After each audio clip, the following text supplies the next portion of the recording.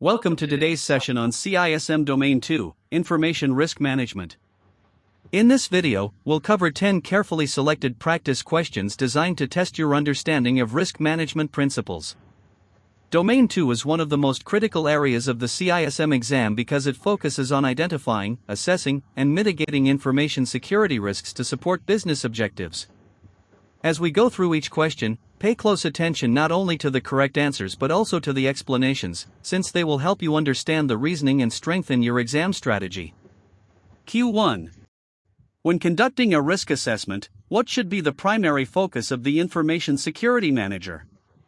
A. Identifying vulnerabilities in IT systems. B. Mapping risks to business objectives. C. Reviewing technical controls in place. D. Measuring compliance with standards. Answer: B. Mapping risks to business objectives. Explanation. The core of Domain 2 is business-driven risk management. Risks must always be aligned with business goals, because security risks only matter when they impact organizational objectives. Q2. The primary reason for performing a business impact analysis, BIA, is to I. Estimate the potential financial losses due to security incidents. B. Identify the criticality of business processes. C. Support regulatory compliance. D. Determine IT system vulnerabilities. Answer: B. Identify the criticality of business processes. Explanation. BIA is about understanding business process criticality and dependencies, not just technical vulnerabilities or regulatory compliance. It prioritizes resources for recovery planning. Q3. Which of the following best ensures that risk mitigation strategies are cost-effective? A. Benchmarking against industry peers. B. Conducting a cost-benefit analysis. C. Reviewing compliance requirements. D. Applying security best practices. Answer: B. Conducting a cost-benefit analysis. Explanation. Risk treatment must balance control costs versus benefits. Spending more than the potential loss is inefficient. Cost-benefit analysis ensures alignment. Q4. During risk analysis, what is the most important factor to determine risk exposure? A. The number of vulnerabilities. B. The business impact and likelihood. C. The maturity of controls. D. The size of the organization. Answer: B. The business impact and likelihood. Explanation. Risk exposure equals impact times likelihood. This is the basis for prioritizing risks in CISM Domain 2. Q5. The primary purpose of a risk register is to A. Track the status of all technical vulnerabilities. B. Document and monitor identified risks and mitigation plans. C. Record audit findings related to IT security. D. Measure the performance of security controls. Answer: B. Document and monitor identified risks and mitigation plans. Explanation. The risk register is a central tool for documenting identified risks, ownership, treatment, and monitoring. It's broader than just technical vulnerabilities or audits. When determining risk treatment options, which of the following is most aligned with business objectives? A. Implementing all possible controls.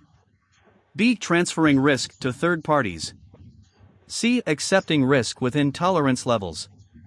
D. Avoiding all risks. Answer: C. Accepting risk within tolerance levels. Explanation. The goal isn't eliminating all risks but aligning with risk appetite and tolerance set by management. Acceptance can often be the best business-aligned decision. Q7. The primary benefit of using a qualitative risk assessment over a quantitative one is A. More precise financial measurement of risks. B. Easier to implement when data is limited. C. Eliminates subjectivity. D. Provides compliance guarantees.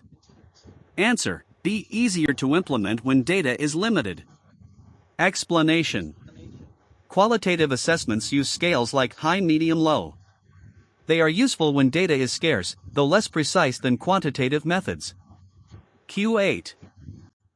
Which of the following best helps to ensure that risk assessments remain effective over time? A. Regular updates when business or technology changes occur. B. Annual reviews regardless of changes.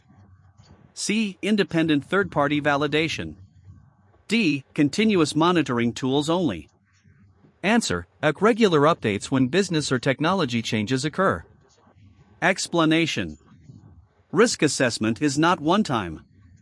It must be updated when organizational or environmental changes occur, e.g., new systems, regulations, acquisitions.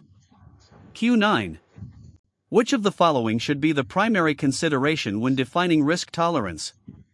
A. IT department capability. B. Organizational risk appetite. C. Industry regulations. D. The maturity of security controls. Answer: B. Organizational risk appetite.